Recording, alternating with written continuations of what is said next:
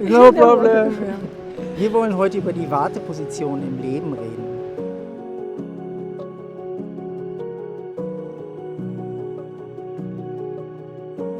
Wie lange soll man warten, bis man leben darf? Ja, und was heißt es auch wirklich zu leben? Die meisten Menschen denken ja, diese Warteschlaufe ist ihr Leben. Also wir merken das gar nicht, dass das nicht Leben ist, dass wir warten. Dann warten wir, bis Corona vorbei ist. Wir warten, bis der Ukraine-Krieg vorbei ist. Das Problem eigentlich daran ist, dass wir lernen, unsere Impulse zu unterdrücken. Also wir haben ganz wenig Vorbilder, die uns ermutigen, eigentlich zu leben. Und nicht auf irgendwas zu warten. Wenn wir diese Warteposition mal canceln in uns, das einfach wie nicht zulassen. Ich will nicht warten auf einen Partner, auf die große Liebe. Ich will nicht warten auf ein tolles Leben oder wann ich nach Goa kann oder nach Bali, sondern ich will leben. Ich will leben, jetzt in diesem Moment, da wo du bist, ist was, wo sich ausdrücken will. Ja, und wenn du da mal tief rein spürst,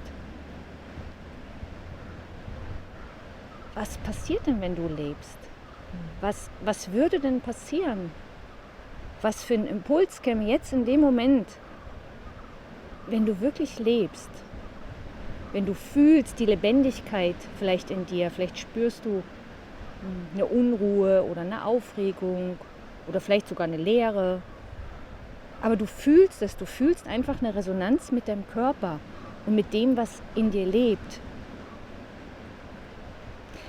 Wie würde sich das ausdrücken? Was würde das vielleicht jetzt gerade machen? Was ist der Impuls, der kommt, wenn du lebst, wenn du dich mit dieser Lebendigkeit in dir verbindest?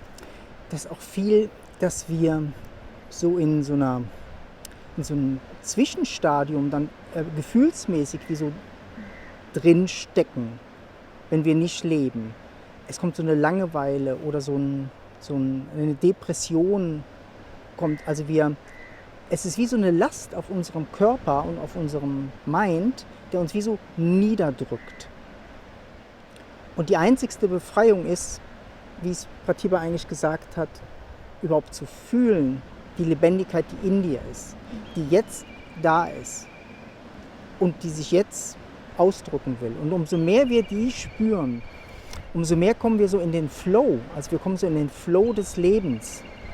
Ein Schritt geht zu dem nächsten Schritt. Wir müssen wie leben wollen, also wir müssen aufstehen und leben wollen. Und mit diesem Anfang kommt der zweite Schritt, kommt der dritte Schritt, der vierte Schritt und so. Und plötzlich merken wir, wie frei wir eigentlich sind, also wie wenig uns diese Box vom Leben eigentlich wirklich einzwängt. Da ist eine Freiheit da, eine finanzielle Freiheit, eine Freiheit, überall hinzugehen, wo man vielleicht möchte. Wir können neue Berufe lernen, wir können neue Menschen kennenlernen, wir können unsere Konzepte ändern, unsere Ideen. Ja, es ist eigentlich so viel möglich. Ja. Ja, es gibt so viele Skills im Leben, die wir nicht können.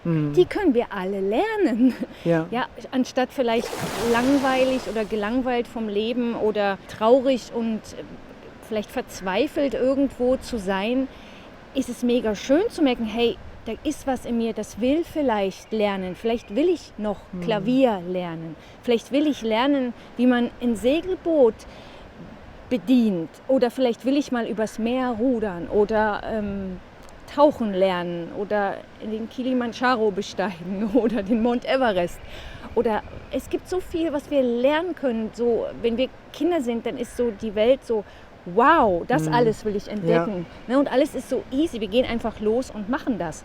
Und als Erwachsene haben wir wir gehen gar nicht los. Nee, wir fangen an, es auf später zu verschieben. Ja, ne? ja. Bis wir dann später auf unsere Pension warten. Ja. Ne? Dann mache ich das. Und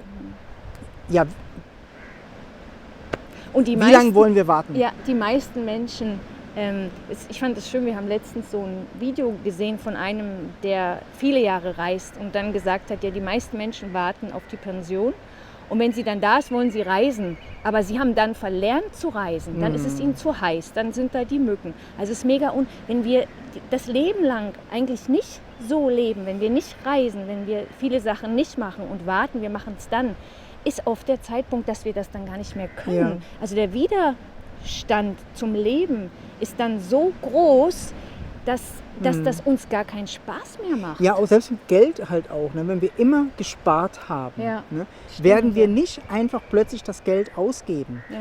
Das ist wie energetisch geht das gar nicht, weil wir das so drin haben, in unserem Körper zu sparen und nichts auszugeben.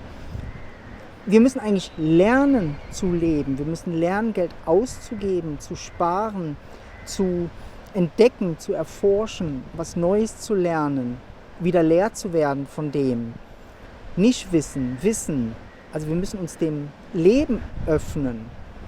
Und wenn wir das machen, merken wir plötzlich, oh, wir sind jetzt im Leben.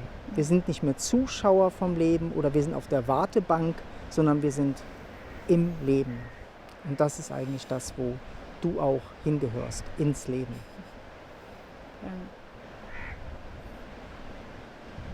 Ja, und das ist das, was dich erfüllt.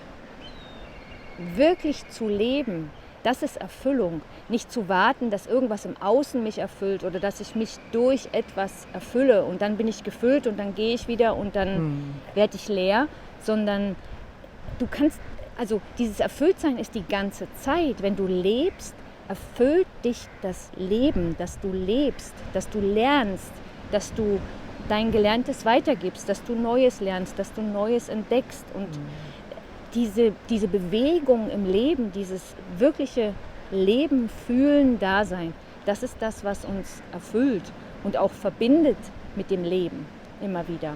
Verbindet mit anderen Menschen, verbindet mit der Natur, mit allem, ja. Ja, wir denken zu viel übers Leben nach. Und deshalb sind wir auf der Wartebank. Wir haben wie so verlernt, einfach zu gehen, die Schritte zu machen und uns dem Leben eigentlich zu stellen, den unangenehmen Sachen wie den angenehmen Sachen. Ne? Aber wie so in uns reinzukommen, hier leben, hier bin ich, zeig's mir. Ich will leben. Ne?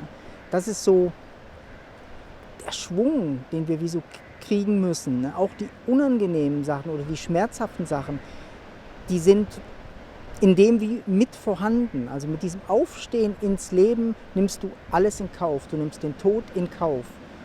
Und dadurch lebst du.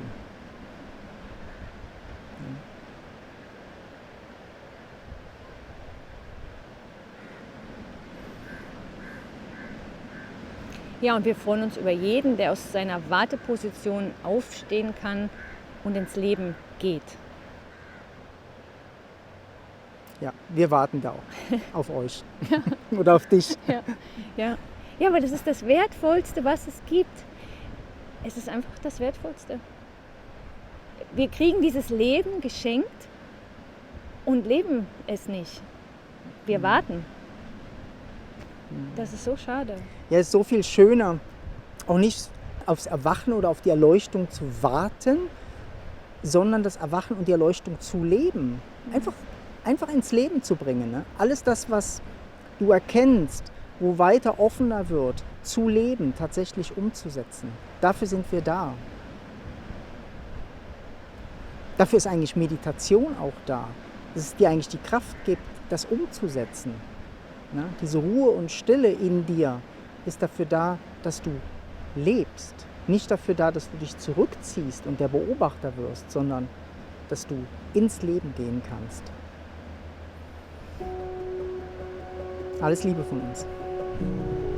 Alles Liebe.